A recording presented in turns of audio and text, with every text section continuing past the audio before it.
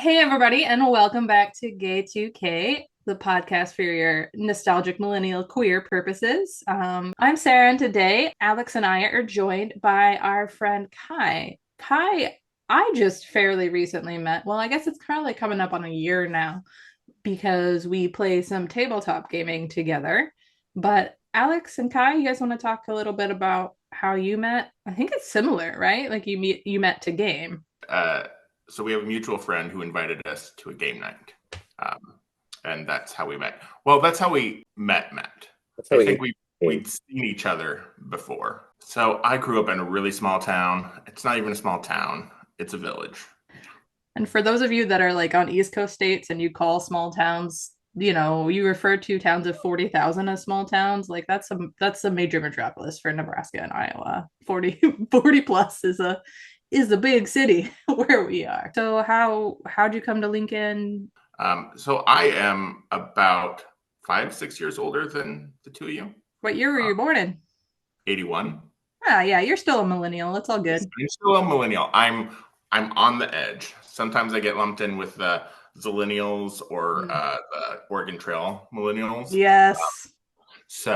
But I am still a millennial. I do identify that way. So I came after high school to presumably go to college. That didn't really work out. But uh, yeah, so I've been kicking around Lincoln for quite a while now.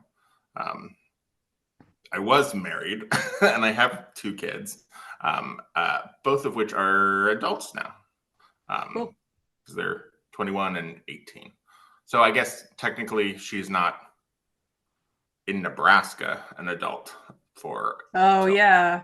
For yeah. those who have no idea what Kai just said, in the state of Nebraska, you're not legally adult until the age of 19, which makes signing leases and all kinds of stuff weird for college age kids. And they should really reconsider that. But for whatever reason, they're not going to. Yeah, so I came out later in life.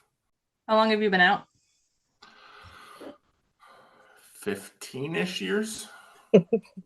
Yeah, I mean, you know, that's later in life, but that's not.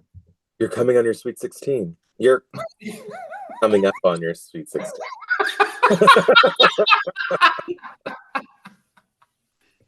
Uh-huh. Thanks, Alex. Yay! We should have a party. Today, if you can't tell by Alex's shirt and Kai's almost shirt. You cannot see It's a anything. I complete shirt. put it on today. It has the mystery machine on it. I realized today it actually says something at the top, but it's so faded I can't read it. And I don't remember what the shirt says. That's how long I've had it. I've had it since high school.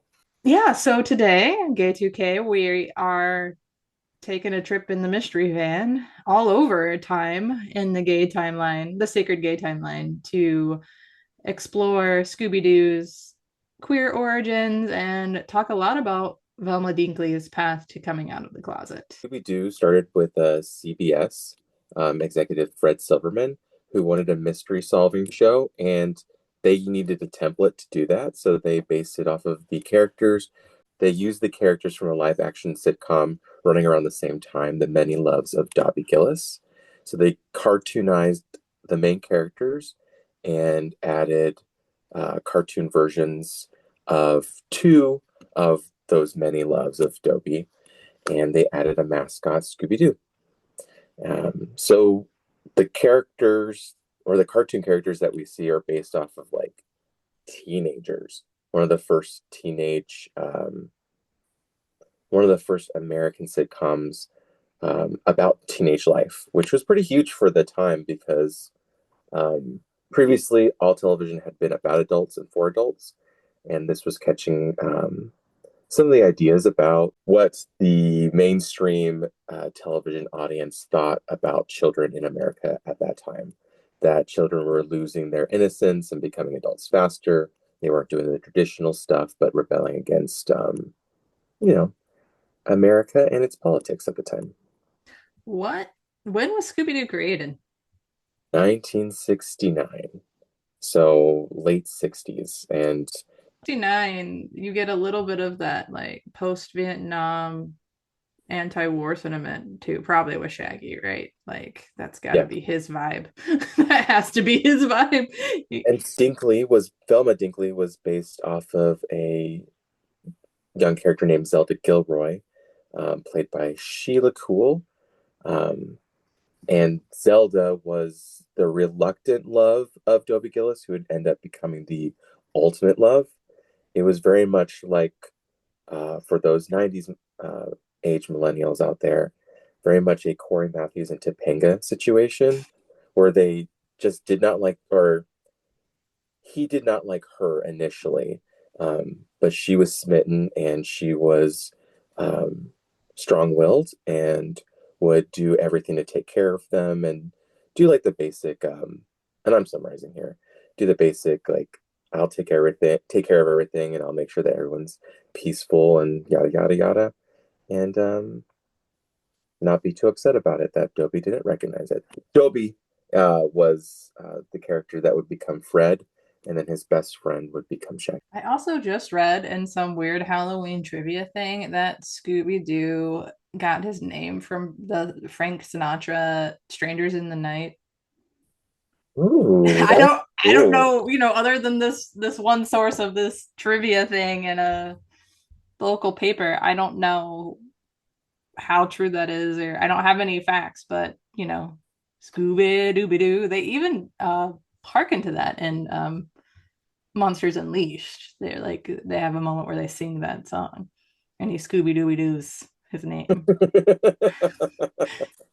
Um, so yeah, so that's Hanna-Barbera is probably not even probably has to be the most popular Hanna-Barbera cartoon. Um, the most living legacy of that animation studio. It's gone on through many reiterations, from the original show to a time in the 80s and 90s where they had like specials with crazy guest stars. And I had talked about the babyfications of common IPs and the babyfications, yeah, like Muppet Babies was Oh yeah, the pup yeah, named Scoob. pup named Scoop, which was also the same Scooby around. Doo. Yeah. Scooby, a pup named Scooby Doo. I don't remember watching it, and then I watched it, and I was like, I know this theme song. Ah, Yeah, childhood memories unlocked because I definitely watched. I was going to say, I think you said it came out in '88, right? yeah. So that would make me 7. So I kind of remember it, but that would have made Hmm. me very young when it was first airing. Um, Yeah.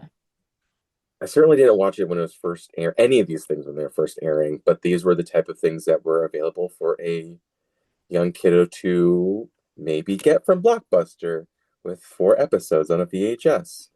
And yeah, and get those double deals on Fridays for the whole weekend. And Pup Named Scooby Doo in the later iterations were on television. Uh, Hmm. and to me, being a child, without any understanding of how long and short a century could be, a I just thought it was just, oh, they decided to change it for a new season. Like I didn't recognize that there was any time that changed in between. Oh, I just thought it was all Scooby Doo universe. when you're watching it, you have a sense that it's older, that it's not like the Up most current thing, but you don't think like, wow, this came out when my mom was 9 or whatever. and especially with continuity, like the first series, like Scooby Doo, Where Are You? Um, What's New Scooby? Is it What's New Scooby Doo? I can't remember. The first ones, they are like continuation. And you're right. That Scooby is the keystone for Hanna-Barbera. Um, they they tried really hard to recapture that over and over. They kind of used that template. The original series was, I think a lot of people grew up on it and kind of have been talking about how they carry on that template over and over again and try to give more story to it. Because I don't think any of our viewers will know about Dobie Gillis and what television was like when it was still black and white and yada, yada, yada. I mean, for me, the only black and white television series that I had ever watched myself was like Doop a Doop, doo doo doo doo doo Andy Griffith Show. Uh, Yes. And I love Yes. Lucy and Bewitched and I Dream of Jeannie, but even I Dream of Jeannie, after the first season, they were all in color. Um, so like Dobie Gillis was not something that I watched. And I don't think many of the people who created the reiterations might have been familiar with that series as much. Um, maybe they were, maybe they weren't, but um, I'm bringing this up because we wanted to talk today about how those characters changed over time to have deeper stories. It was initially just every episode. In my memory, it was Freddie and the gang who were just really ready and really willing to go into danger or mysteries. And Scooby and Shaggy were the ones that were kind of like, we'd rather not. And they were the characters who had any sort of change every episode, where they came through either reluctantly or with some braverism. And yeah, and that's character development each episode. And eventually they're like, hey, what about these other three? Let's give them some life. Okay, audience. So you're like, well, Scooby Doo, what does that have to do with Gay2k? Well, in the gay of R2K, a live action remake of the animated series came about, and it was a pretty big deal. It was spent several years in production, went through multiple reiterations, an R-rated script, and then eventually became a family film. Um, Huge Y2K iconic cast. Freddie Prinze Jr. as Fred, Sarah Michelle Gellar as Daphne, the incredibly talented and beautiful Linda Cardellini as Velma, and the iconic portrayal of Shaggy by Matthew Lillard. Um, so for me, I mean, I was a fan of Scooby Doo. I watched Scooby Doo. I like Scooby Doo. I like the horror movie elements of it. But as a teenager, I was like, Scooby Doo's dumb. Like, I was ready for a parody. And um, in the 90s, we saw remakes of things from the 60s. Brady Bunch had a really, really, really goofy Yeah. makeover parody where it literally was just the purpose of making fun of them. The characters were very stuck in the 60s. Um, Live action Flintstones also happened. They Yeah. live action Flintstones, they're in Bedrock, but still the main characters are dumb. I guess like they're not they're They have that like a 50s lifestyle and they're afraid of modernization and stuff like that. If that's right. Well, yeah. and even then, like, and I'm not saying like Fred wasn't dumb in the cartoons, but they definitely play that up, especially in the first live action Flintstone movies, that he is literally the plot of the movie is that he's the dumbest person where he works. Um, um, so we see that kind of building, and so um, I knew about this film, and I don't know, did you guys know about this film happening before it happened? Like, were you aware of it when it was in production? The 2002 live action Scooby Doo movie? Yes. Um, Mostly because I was a big fan of Buffy the Vampire Slayer. So when Sarah Michelle was in stuff, then I kind of so Yeah. so I was definitely aware of it about that, and I was excited about it because I think they were all like familiar. They weren't big stars.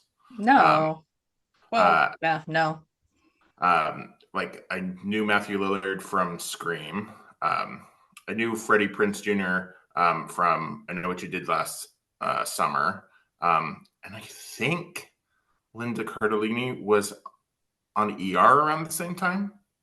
Yeah, that would track. Yeah, because Freaks and Geeks was like 98, and that was only like a couple seasons.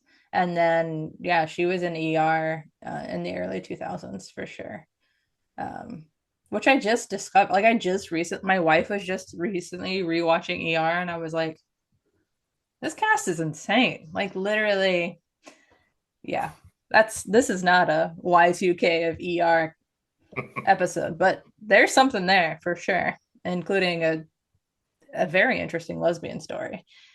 But anyways, Linda Cardellini, yes, just kind of, she was actually freshly to me off of the Legally Blonde stepdaughter cameo or small role where she's in the courtroom. She's Chelsea and she's interrogated Yes.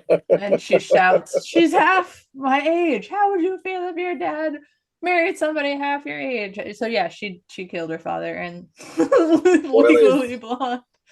Um, and so yeah, I mean the original script, which by the way, this script was written by James Gunn in combination with some other people, but there are lots of while there is no hard copy of the script anywhere that anybody can find and point to and say, yes, it was supposed to be this raunchy. There are all these rumors that everybody had seen this script and there was lots and lots of drug references. Shaggy was very much, and they still do more than anything else. That's the one thread that they hang on to, is they try to make him as stoner coded as possible. But like he was not stoner coded, he was full on, according to rumors, getting high in this original script. And there was a romance between Velma and Daphne. And I think, so I had this DVD at one point in time. I don't anymore, but there was a scene that was deleted that was Linda Cardellini as Velma singing "You're Just Too Good to Be True" while laying across the piano. And she's like, like it's edited so that she could be singing it to either Daphne or Fred, but you can definitely tell that in the original script, she's definitely supposed to be singing it to Daphne. Um, so we have this movie then that comes out as the actual product, which is two things happen, right? Some people really want to make a parody film, and some people are like, no, it's Scooby Doo. We have to make it a family film. And in the middle, they merge, and what we get is a hot mess. For sure. Just through and through. There are bits that don't even make sense. I just want to talk a little bit about this movie because it is so strange. The scene that was like the most like, what were they trying to do with this scene? Is to me, is Daphne going to the voodoo priest and he has a dead chicken and he says he's going to do a voodoo sacrifice, and she's like, "That chicken's already dead." He's like, "I know the chicken's dead." Like, what was that scene supposed to be? Like, why? Like, there's no logical reason for that scene. Like they Yeah, I and forgot about you can tell Sarah Michelle Gellar's completely checked out. Like she's just there delivering the lines. Like she does not, she knows that this is not where she needs to be in her like career, and she's already been paid the 2 million to do it, and she's just present. Because her delivery there is so weird. Um, but it still, despite all of this weirdness, it has some really awesome Scooby Shaggy moments, and knowing that that's just Matthew Lillard performing against a puppet it. is pretty cool. And by a puppet, I mean a guy in green screen because he's computer animated and not a puppet at all. What I mean is nothing that I What I mean is, I said. don't know why I said the word puppet, Well, but I get Matthew Lillard basically performing by himself with some guy sitting at various Scooby Doo eye lines so we can get the camera angle right. Um, and yeah, he has some really iconic moments, and Velma just kind of exists, especially in the first of those two live actions. She has a few good moments. There's some dumb lines like when her and Fred are talking, and Fred says, "I'm a man of substance. Dorky chicks like you turn me on too," or whatever. Like, yep. oh It's man. hard. Yeah. Which I will Yeah. say harkens back to the original like live action. I only watched like 3 or 4 episodes of that, but it's like this little kid who really thinks he knows what he's supposed to be doing in life and what kind of guy he's supposed to be. And I love that note carries on through many of the reiterations of who Fred is. One thing that I noticed rewatching the movie recently is that though they don't have a lot of scenes in the first movie, Velma and Daphne have like the best chemistry outside of Scooby and Shaggy. Mm-hmm. Like when they arrive to the island and they're listening to what's his face give a spiel, and then Daphne walks up next to Velma, and they have this like look, like there is something there, Mm-hmm. and I feel like maybe that is a leftover from a previous version there. Mm-hmm. So I always assumed that like that singing scene was connected to Velma getting drunk in the bar. Yes. Also it felt like to me like I could really see how that guy could have been replaced with Daphne. And like Daphne probably would have had a little bit more dialogue than that guy ends up having. But you could see like that was probably a remnant from a previous script. Because it also doesn't make any sense. Like she's instantly drunk. Like, and she doesn't question, like she gets a drink and she just starts drinking it. Like that doesn't seem very smart for someone who's supposed to be very smart. Yeah, that scene. Yeah, you're right. That scene. There are a lot of scenes that make no sense. Really, honestly, we could spend the whole movie unpacking. You're like, what was that supposed to be? What was that about? Isla Fisher's in this movie, and like, Oh yeah, sometimes she seems very demon-y, and like the break of the moment of like where she is a demon and where she isn't is so unclear. It's like they're calling the Coast Guard, and then like the next time we see her, she's a demon, and it's like, dun dun dun. okay, meh. Like, um, and yeah, really anything that Fred says ever is just the dumbest thing that anybody could say in that moment for like the majority of the film. Like, I feel so bad for Freddie Prinze Jr. because there's no way he was like, yeah, I want all of the like other humor and like parody to be stripped away from most of the other characters, except for Shaggy and Scooby, because they're already funny, of course. But then just leave my character dumb as bricks. Like, let's just leave, because that's family friendly. Let's just leave Fred dumb. Like, Himbo forget, all the time. like, forget making them gay because we can't do that. But we can make him dumb as bricks. Like, Yeah. Well, I think I remember reading that he really hated filming the first one. And his biggest problem was like they were bleaching his like black hair to and that was like the worst. So that was an actual bleach job. That wasn't a wig.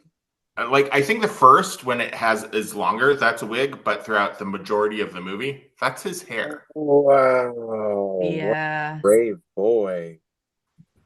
I think he shaved his head afterwards. I mean, Oh like, because God. you would almost have to, right? Okay, so that movie came out in 2002. We can even talk about suddenly Daphne does like karate and like martial arts moves, which is a great addition because no one could argue. Like Sarah Michelle Gellar had already been Buffy for so many seasons. We couldn't just skip that talent. Okay, so I love Buffy. $1 million.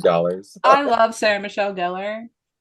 She is not an action star. She doesn't even do most of her own stunts in Buffy. She does, yeah, some of the close-up hittings. They frame it pretty well. She does work out enough to where she has like a toned-ish body for how skinny she is. Yeah. But it doesn't translate to every character she's ever played. The reason why it works for Buffy is because Buffy has superpowers. Right. Like she's allowed to be an action star in Buffy and take on 300-pound dudes because she has superpowers. Like, yeah, I mean it's very Charlie's Angels and the like, they try to use her little body as leverage to flip this 100-pound guy or 300-pound guy over and all of those things that we literally see. And Charlie's Angels, which is another remake of a 60s TV show. Not just making this entire episode about dismantling the Scooby Doo 2002 movie. I think we can, say great cast, very iconic. Do either of you, I did want to ask this because I specifically remember when I saw it in theaters because I was hugely excited for the fact that it exists. And just, yeah, I would see anything that I could. Do either of you remember seeing it for the first time? I'm fairly certain I saw it in the theater. I don't really remember the experience, but there was enough about it that I would have been excited about. Like, I can't imagine that I wouldn't have gone and seen it. Mm-hmm. And it was in between, like, it was before the last season of Buffy started. It was the summer between the last, season 6 and 7. So, like, yeah, like peak Buffy fandom. So, yes, absolutely. I had a little stuffed Scooby that I took with me because even though I was 15, I didn't give a fuck. And I remember waiting to see the second one, Monsters Unleashed, at I think my foster parents, and then catching the other one on DVD like a week later because I think I'd seen it on television with like the commercials and the edited down version. But yeah, I do remember like having to wait for it and like commercial breaks, and I'm just watching it in a home theater sort of situation. mm. Yeah. Really excited though. I was very excited because these were the characters that I went to Blockbuster to see, pointing to Sarah's. Those were the options for me as a 90s kid. And I really liked, seeing them as adults re-envisioned with faces that I knew from She's All That, Buffy the Vampire Slayer, and Scream. And I did not place Linda. Not yet. Yeah, it was really, really, really, I was just so excited. I think I blocked the second movie from my memory. I think I'm unable to do that with the first movie because it was like culturally like a big time and moment. The second movie, I like rewatching it, I was like, oh yeah, I've definitely seen this multiple times. But like I swear every time I must like I watch it and then I'm like, nope, I'm gonna compartmentalize this because it is so different. It is a friendly remake of Scooby Doo, and it really uh relies more on the traditional character types and doesn't push the boundaries of what they're doing or who they wanted to be.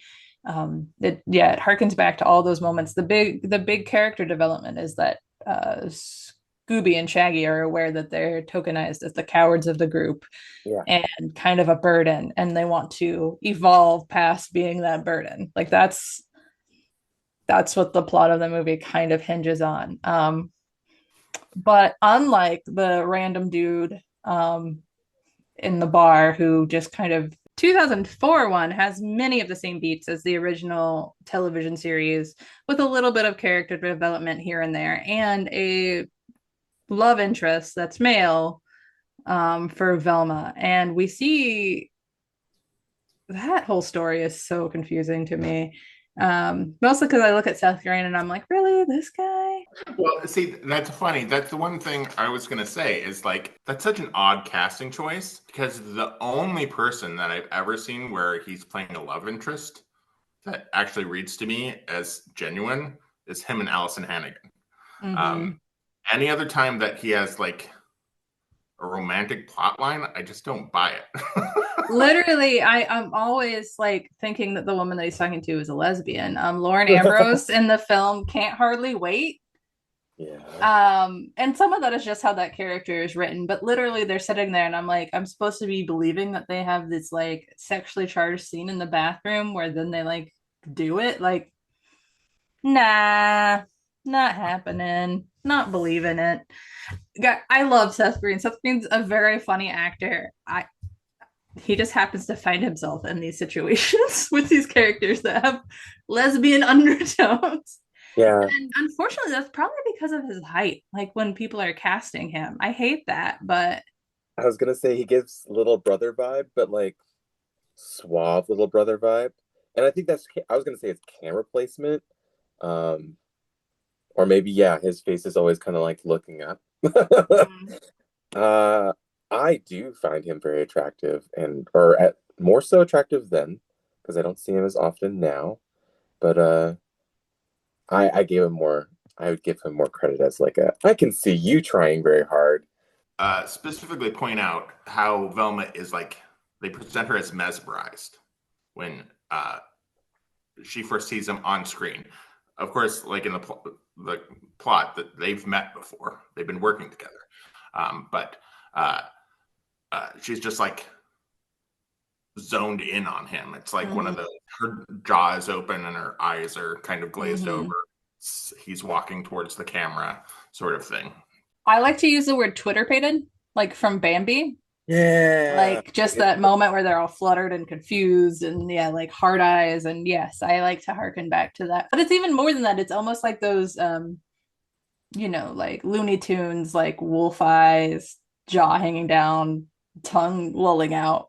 As he's like, and the writing knows it's comedy. He's like tripping over himself as he approaches, and she's like, ah, yeah, that guy. The second Scooby Doo movie is also one of the plots where the gang revisits some of their old monsters and their old successes. Is that correct, Kai? Yes. Yeah. And I think that's really important because they're acknowledging like there's this greater universe. Both films are about these are the adult versions of those kids, those meddling kids. And I think that's important to say. They exist.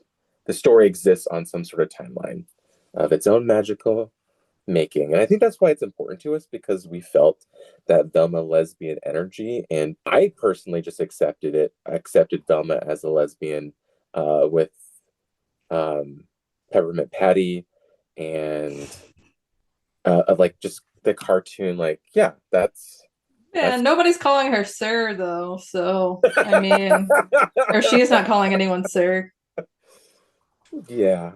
yet that we know of. Yeah, and so I guess I have a question for the both of you. Why do you think? Because I think people were projecting that she was a lesbian from early on. Why do you think that was? What about the character from early up to the movie like gave that impression to people? Because there's nothing in any of those shows to actually support that. For me, I think it's partly because she's like the fifth wheel. Yeah, fair. Yeah. Because people paired Daphne and Fred because they were the two popular. They're the hot ones. Yeah. Duh. And Shaggy and Scooby, though not a romantic relationship, they were a pairing.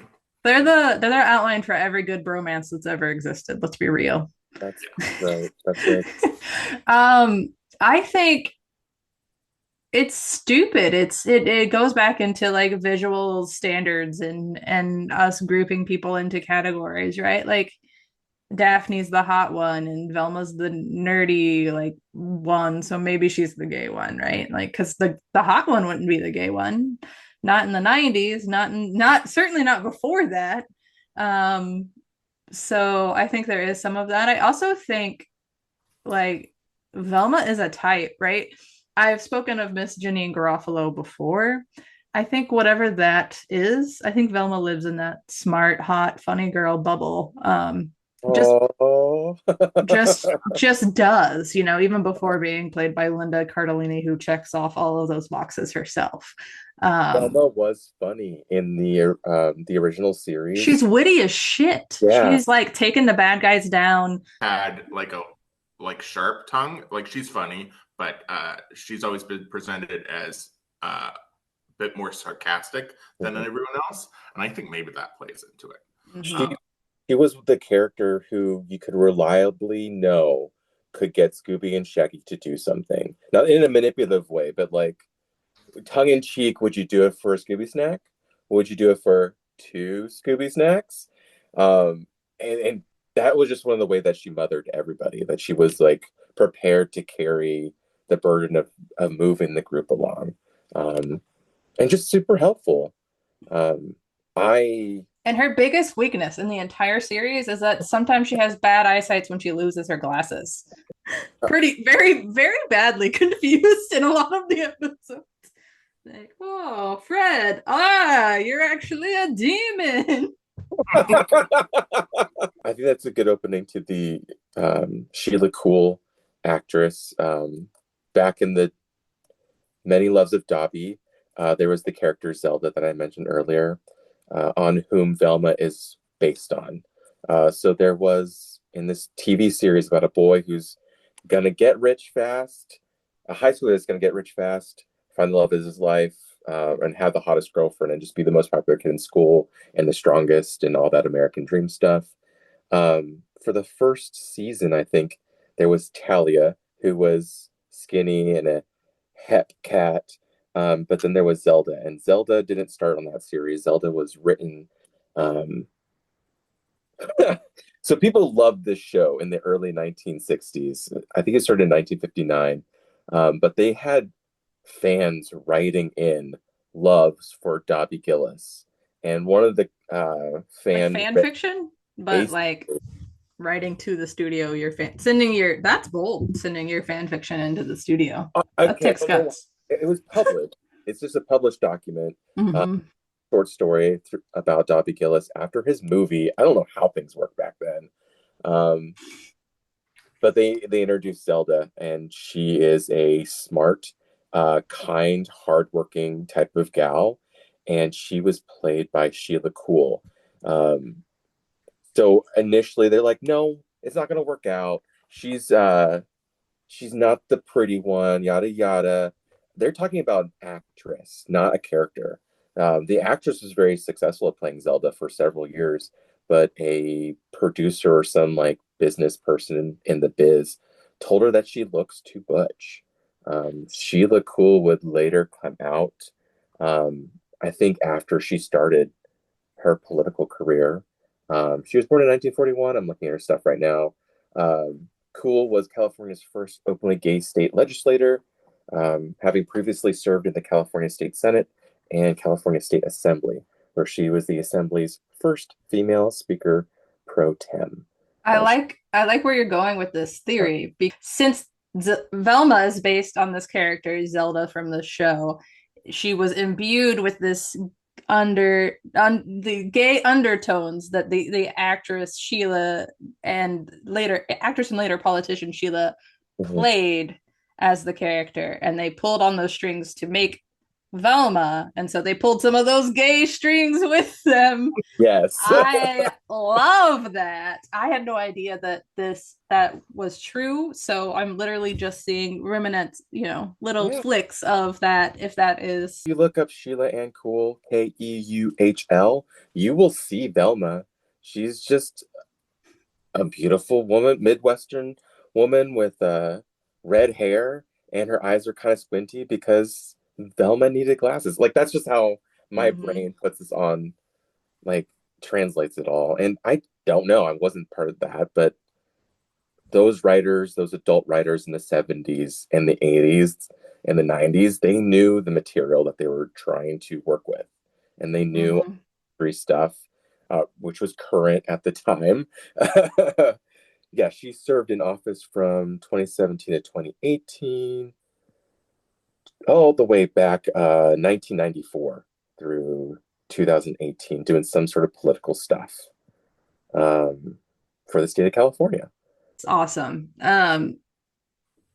So the Matthew Lillard era, we get him as live action Shaggy, and then we get him as the voice of Shaggy in some later iterations as Casey Kasem retires. And I think that really then you can it's not a catalyst. It's not like because Matthew Lillard became the voice of Shaggy, Velma got more gay.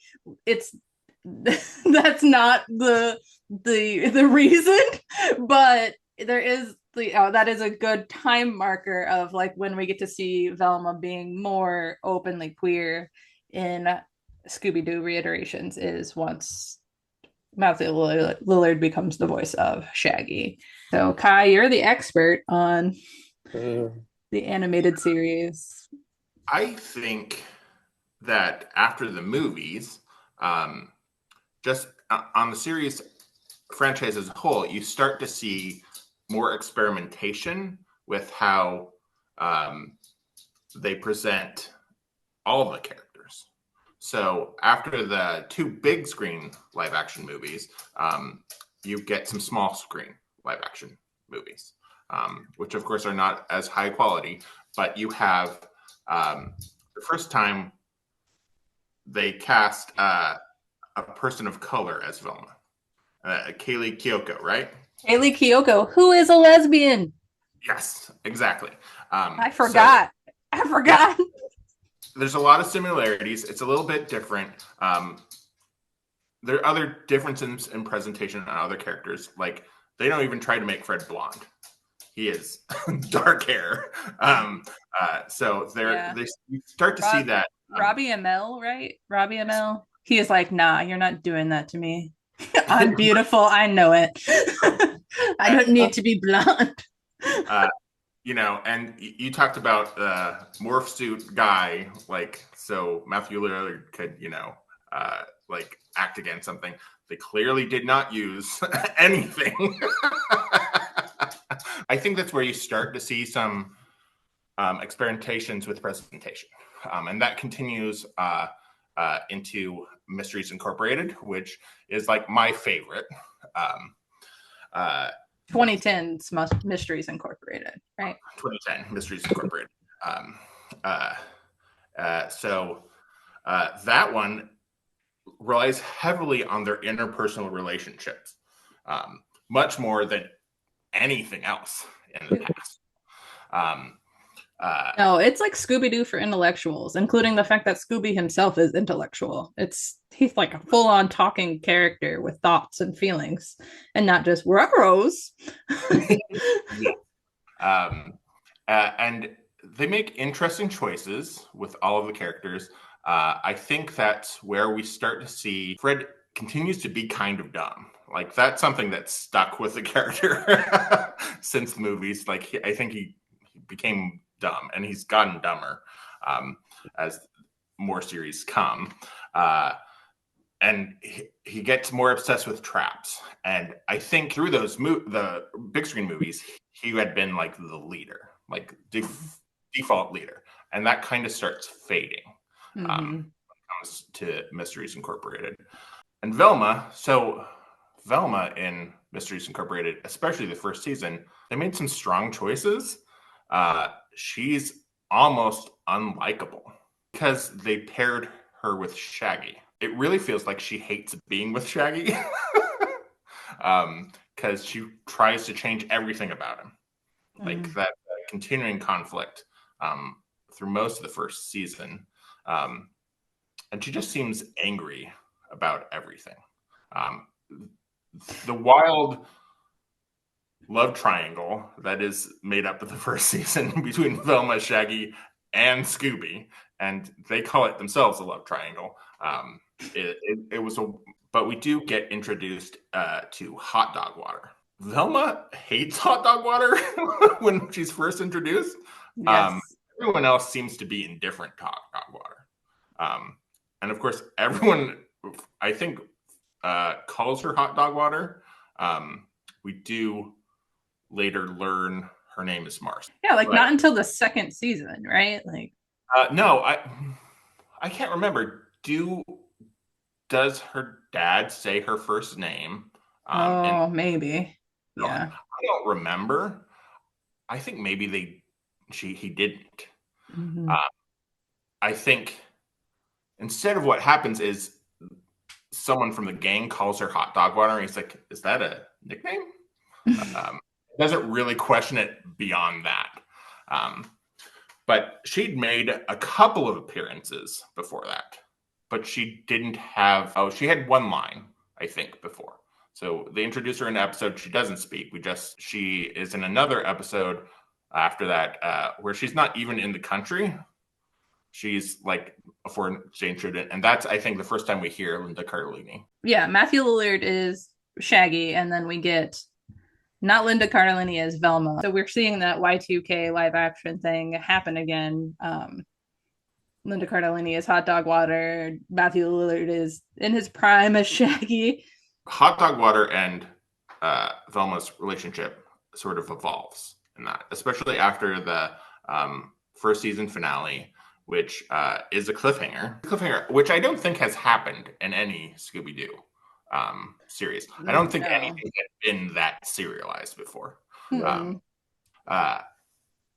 So it ends on cliffhanger, and then when it comes back, we will discover that Velma and Hot Dog Water have become close, and I think that is when we learn that Hot Dog Water's name is Marcy. After the first episode of the second season, Hot Dog Water's in the credits. She's in the opening sequence. She replaces Daphne because Daphne is kind of quit. So Daphne still appears in the very first part, but where Daphne would show up after that is Hot Dog Water, including the final title screen.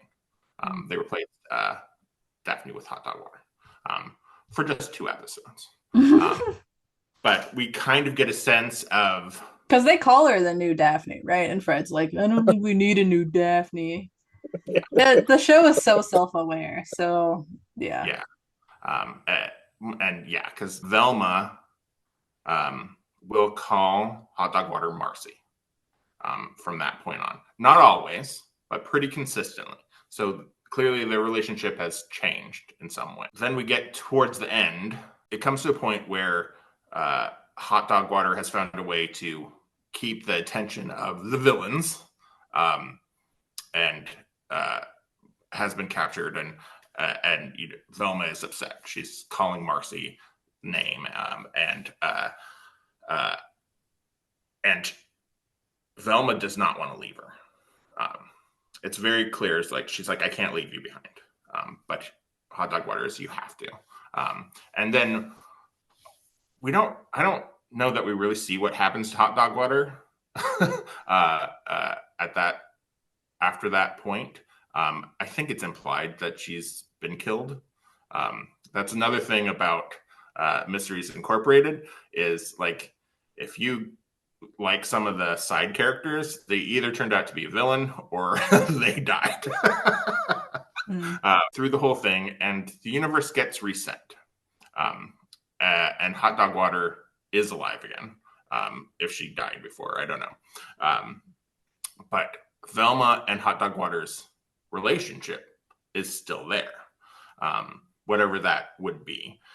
So much to the point where the last thing that we see Hot Dog Water do is Velma's running off to see the rest of the Scooby Gang, and they were in Velma's room. Hot Dog Water lays back on Velma's bed and says, "That's my girl." There is no explicit statement of what the relationship is. She doesn't say, "That's my lesbian life partner," as Velma runs off. As a high schooler? That's a very high schooler thing to say. But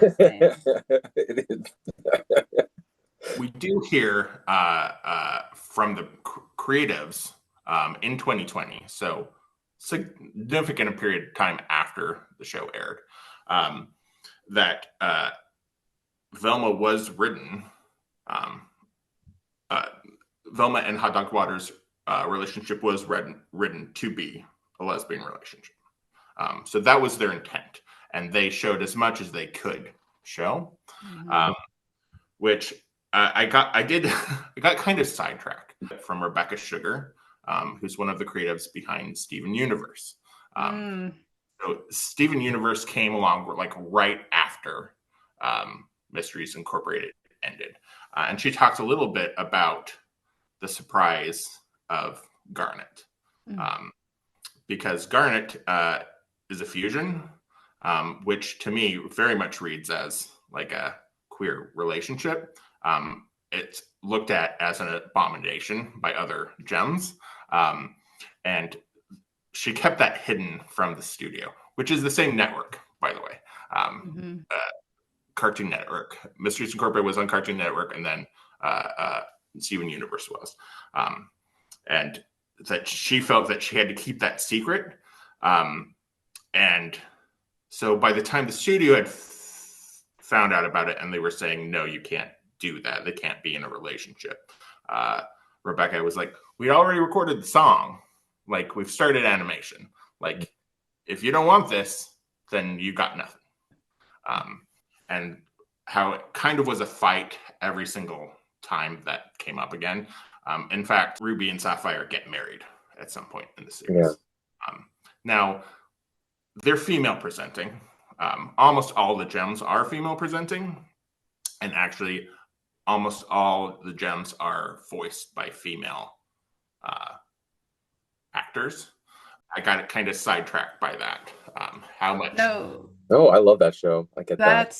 That's cool. But I did hear that, or I did watch a video about how hard Cartoon Network tried to bury Mysteries Incorporated. So much so that they like were giving away major plot points in teasers for episodes, spoiling who the villain was, doing all kinds of things that would, keep people from wanting to watch it. And the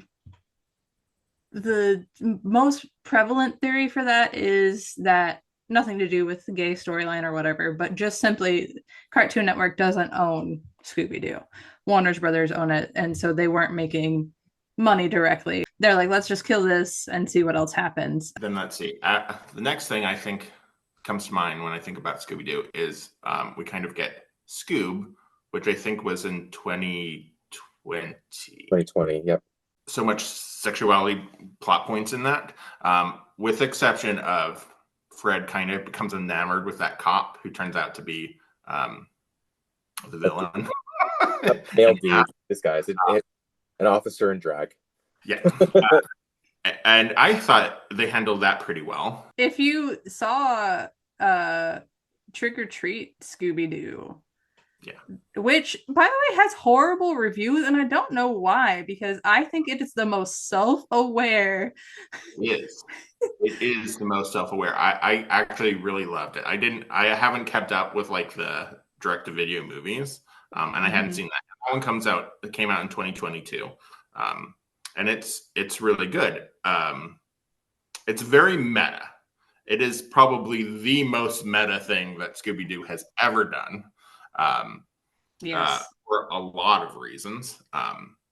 Like the villains that they're trying to figure out are essentially ghost pilgrim versions of the Scooby Gang. And they keep following them around saying, "We're here for you." And like a weird, like, not, I mean, I know why it's said that way, but like in the moment in the movie, it's like, that's a choice. It does have a very similar animation style to the original, the older stuff, and it's intended to. So the movie kind of starts with them solving a mystery, and the villain's doing their monologue, and Fred turns to Velma and is like, "What do you think?" And Velma pulls this hair off of the mask, and she's like, "Let me check." And they're looking at it. It's like, "Yep, just as we thought." And they leave. Like the villain's still monologuing, and they just leave. And they introduced the concept that the only way that these villains have been able to do what they've been doing all this time is someone has been creating these elaborate costumes. And they know who's been making them. And it's Coco Diablo. Love it. Amazing character name. And so then we're introduced to Coco Diablo. There's someone who comes to get a tour, and she's showing him around, and he kind of asks, like, so-and-so sent me. Yeah, and it also harkens back to Monsters Unleashed, because she's showing him the costume of the 10,000 volt ghost, basically, and what it can do.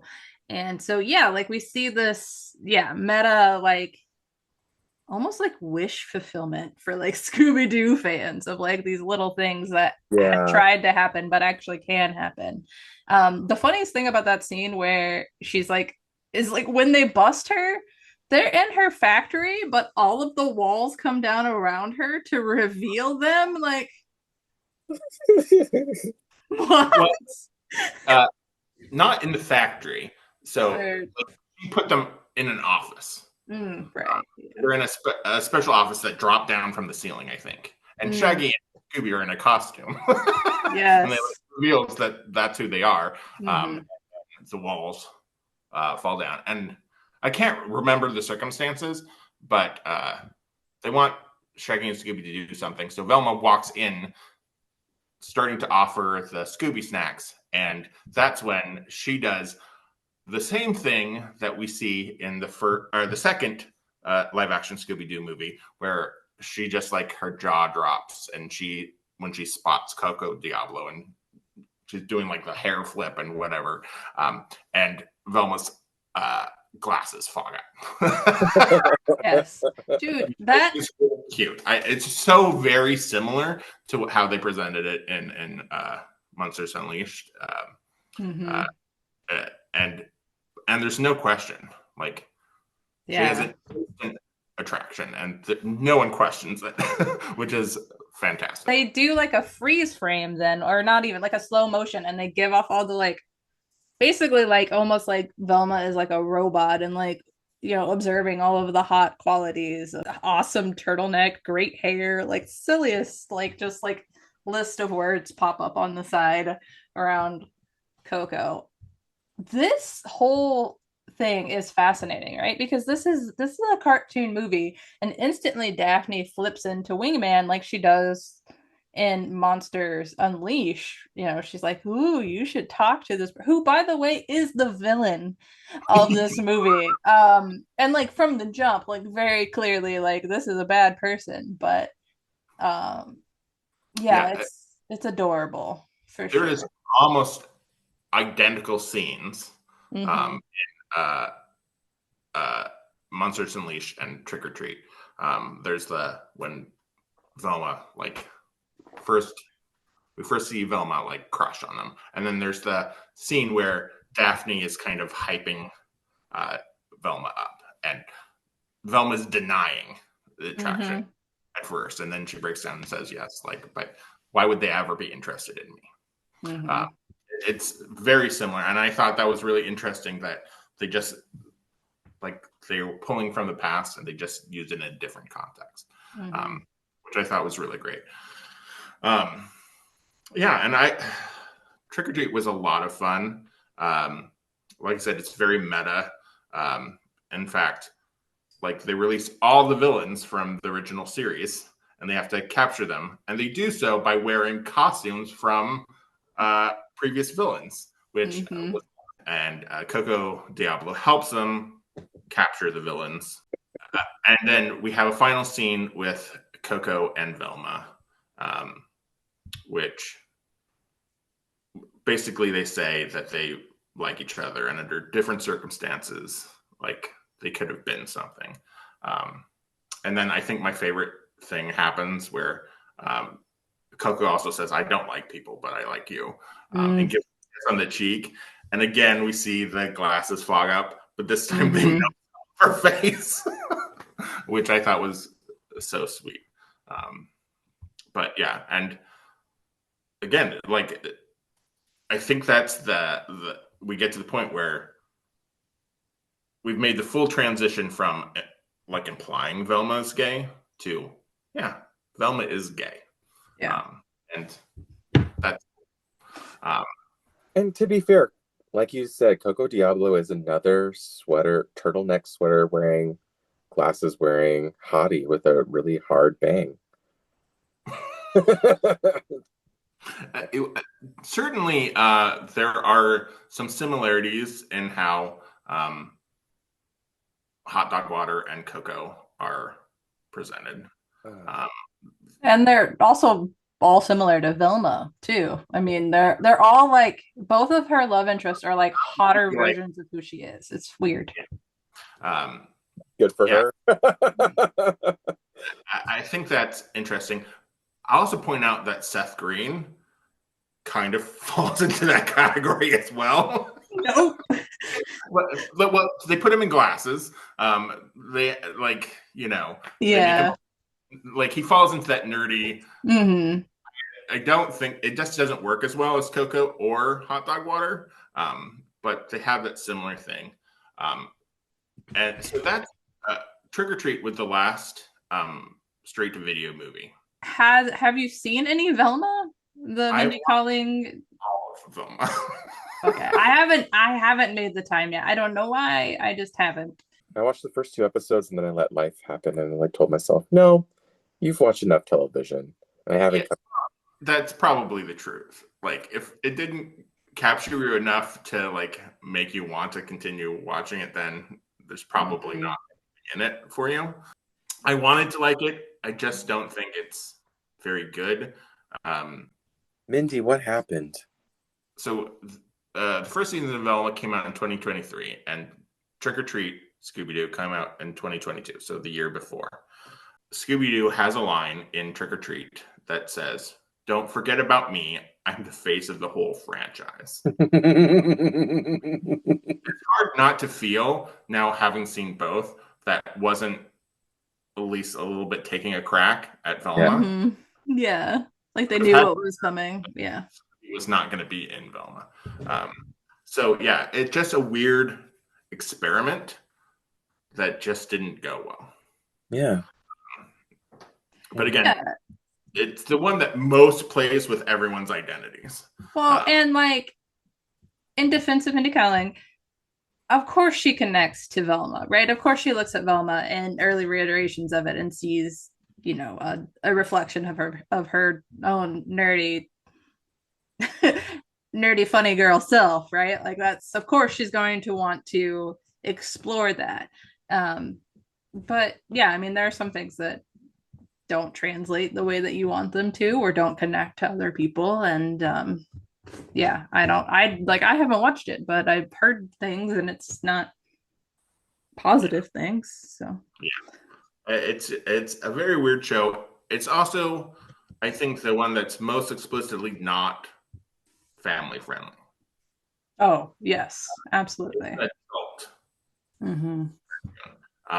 I just don't think the fans wanted to follow that. It's hard to tell who it was actually made for. I'm sure when they were writing it, they thought it was hilarious. But I gotta say, I get that. Like, why do people keep on returning to this group more than any other Hanna-Barbera IP? You and I talked about how Scooby-Doo, we were just speculating on the large serialization and comparing it to Doctor Who and Star Trek's, to science-fi type of situations where there's a thriller, there's a mystery, but it's supernaturally toned. Versus people see that group of that Scooby Gang, 2 dudes, 2 girls, no one's obviously hooking up, but we all want to, like, they're teenagers, right? Like in our head. Why? Where? For what reason? I don't know. Why do you guys think that this group is so popular to rewrite over and over again? Well, I think too, there's something to be said for the multi-generational, like people watching things and then like feeling like they own this thing, and then there's another reiteration of it, but then like the generation in between. Okay, so like let's go back to James Gunn, right? Why does that man hate Scrappy Doo so much? Because it wasn't, because as a person who grew up in the 90s, I like, yeah, Scrappy Doo's not like a great character, but he's not like a villain. He's just like a, you know, annoying sidekick.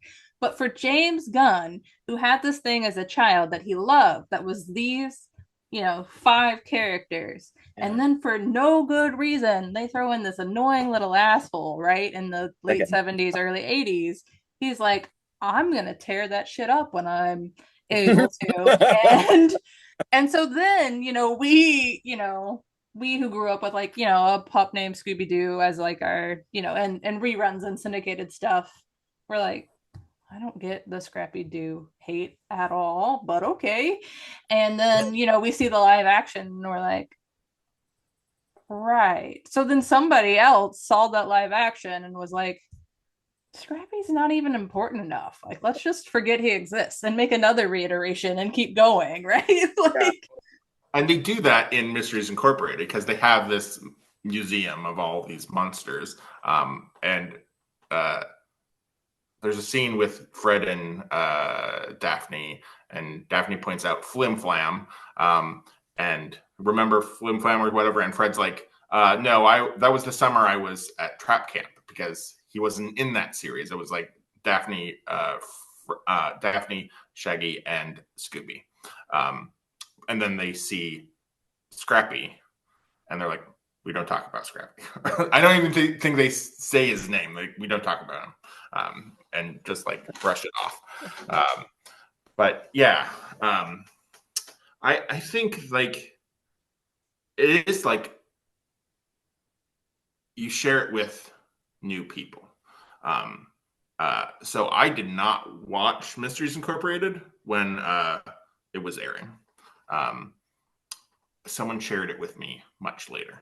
So like, and I'm just a huge fan. So I had a cousin who I was also her godfather, and kind of shared a love of Scooby Doo. So it's like that sort of thing. Like I would send her Scooby Doo stuff. Um, so there's like that, and it just resonates because they always get their villain. Mm-hmm. Like when they're scared, they find a way to overcome it. I just think it rings true for just a lot of people, like looking for like comfort. It's comforting. Yeah. Absolutely. Getting the courage, working with your friends, having the braverism to like go where you're not supposed to go to solve something that's bothering you. And just as a kid, having all those whys and what does that means, and seeing a bunch of kids go out and get those answers for themselves and see that time and time again. I guess it doesn't matter what iteration. Right. Very comfortable. And yeah, breaking down that fear. Like literally their whole purpose is there's nothing to be afraid of. We're smarter than this and we can figure it out. Whatever we think we're afraid of, it's not, it's not what it really seems. It's something else. It's some asshole adult, which turns out to be way scarier. I know. I almost was like, always corporate greed. Yes. Which I think then too, right? We go back into like when it was first created, there is an element of like Batman to this whole thing. The detective, the rise of the detective comics and all of that, right? All of that is, there's lots of sources that this pulls from.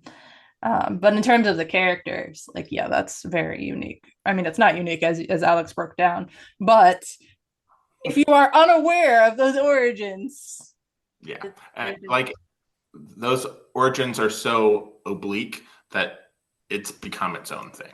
Yeah, and it's interesting though to know for sure, like to be like, oh, yeah.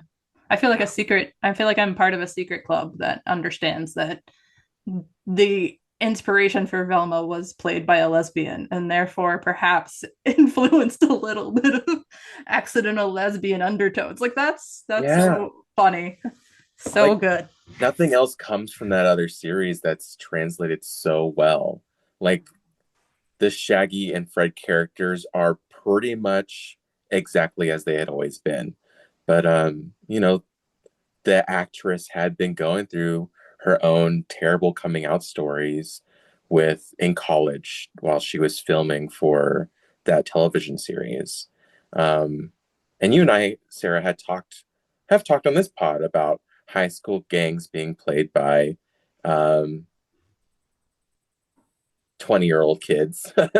And yes. She was a young woman in California, and while she was doing all these filmy things, and she fell in love with a 21-year-old counselor while she was in her sorority, and those letters got found out, and it caused a lot of drama in that decade. So yeah, while she was filming while Sheila was playing Zelda in the Dobie series in the early 60s, she was going through her own coming out story, and in a time when there wasn't a West Coast liberation front for lesbians at the time. She didn't get blackballed out of anything, but to my knowledge, but like yeah. I mean, Hollywood was very much like, as long as you can manage to keep it a secret, we don't care in the 60s. But her sorority sisters found the letters, so there was no secret anymore. Yeah, that sucks. And then at the end of the decade, they bring that character back, and she's not a lesbian yet, but that I think is pretty cool. In 1969, they bring the character that she played into an animated version as Velma, no longer Zelda, but Velma. And that's pretty neat that she gets to keep her legacy for all these years, that they keep on holding on to that somehow. Live action. The two live action films. On a scale of 1 to 5, how Y2K do the 2002 and 2004 live action Scooby Doo movies feel to you? You're talking. This is a nostalgia for that time period, right? No, this is well, sure. I mean, whatever that phrase means. Like when you see it and you're like, oh God, that thing is so Y2K and doesn't Whoa. exist anymore. Yeah, the Y2K jump scare of it all. Because again, I feel like it's kind of timeless. Mm-hmm. If anything, it's the cast for me. The cast is what gives it the Y2K. Cast is very Y2. But the aesthetic is even very 70s because that's what they wanted to do, because that's what the Scooby Gang looks like, except for that blue leather jacket that Fred wears for some reason. I will say, like, the college students on Spooky Island, that aesthetic is so Y2K. Sugar Ray, yo, dog. Sugar Ray, Demon Sugar Ray, because his eyes weird things. Love a progressive boy band. So maybe like a 3. I think for me it's a solid 4, because like the kind of characters are timeless, but yeah, like the setting is very Y2K. For me, it'd be a 4 as well because of the characters. Because I forgot about Sugar Ray, but also because they are 20-something-year-olds coming back to an earlier time, and for me, that's very Y2K. We're a whole bunch of high schoolers, and we're coming back for one last summer. Like that whole vibe for me is the nostalgia of Y2K. 4 is a good rating on the Y2K. I think it's weirdly Y2. I don't even think it's intentionally Y2K. I think that's almost what makes it more so. It tried to be iconically representing another era, and kind of missed the mark. Well, with that thought of trying to hit another area, that was a lot of movies at that time. You had already brought up Charlie's Angels, the previous Brady Bunch, but we'd also had gosh darn it, it was just there on the tip of my tongue. Austin Powers, for 3 movies, was to go into different decades. And that 70s show that also harkened back to a lot of late 90s culture is infused heavily with 70s culture, kind of like how 2025 culture and mid-20s culture is heavily infused with Y2K culture. It's weird. So on the gay scale, though, in terms of gay representation, 0, 1.5. Velma is one person, so that'll be a 1 for me. Okay. I think even when Velma isn't gay, there's some queerness about a gang of kids who may or may not pair up the same way each time, and that are just off without parental supervision, living their lives, their love for the road, their love for mysteries, and I don't know if there's sexuality involved with that. But you disagree? No. Okay, like if we're talking only a scale of 1 to 5, Alex, you rate things way too high. Like 5 is like Brokeback Mountain, Hedwig and the Angry Inch, The L Word. Okay, like that is a 5. Those are gay stories by gay people for gay people, right? Like yay. This is not even a 1. This is barely a 1.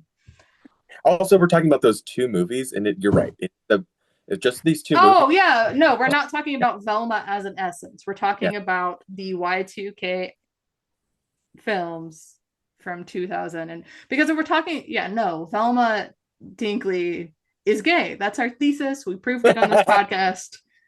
They've made it canon in multiple variations, but she was gay before then. But not so much in those two movies. Not so much in those two movies. I would say for me it's a 1, but that's like the echoes of the past Mm-hmm. and future. And the original script was like, yes, yeah, there is, I can feel it was there. It's just not very. that scene where they like both say they're going to go do separate things and she turns to Daphne and they give like an awkward high five. I'm like, you guys wanted to make out. I know you did.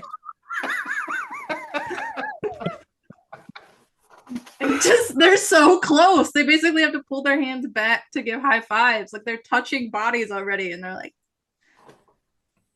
I swear this is a polyamorous gang.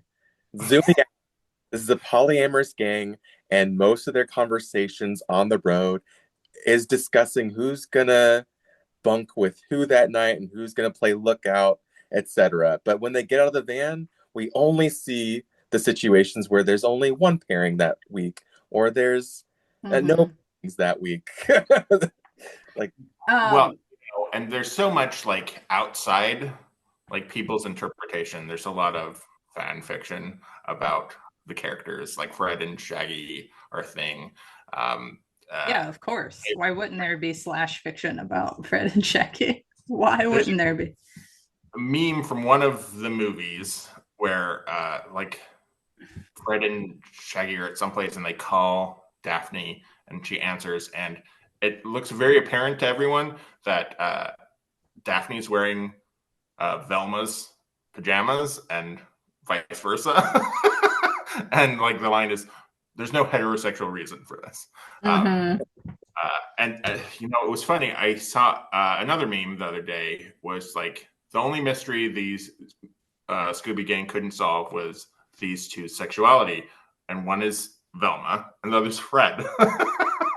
So there's a lot of people who, I guess, don't understand. There's also yeah, from the meme verse and going back to the polyamory thing, there's the compilation of clips from, I think it's got to be Mysteries Incorporated, where he says, I go by Fred, but and only my like girlfriends are allowed to call me Freddie or something. And then there's like the clip of like everyone in the gang, including Scooby, referring to him as Freddie. Yeah. Yeah.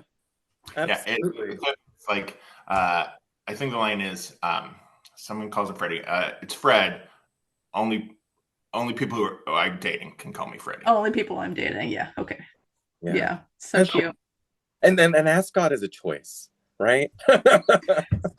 You tried to make an ascot happen for a little while. Do you remember your ascot? I do. It was a really pretty silk scarf or silk ascot. Yeah, it was paisley. Yeah, that actually tracks for me. I am who I am. But yeah, I think like the early stuff is they're it's kind of like video games. The early stuff is they're more of templates, so you can pose your own thoughts on them, like Mario and Zelda. Zelda almost never speaks, so you can put yourself in his head and be Zelda when playing the game. You mean Link? So Link, yes, Link. It happens. Alrighty. Bye, friends and family. We'll catch you next time.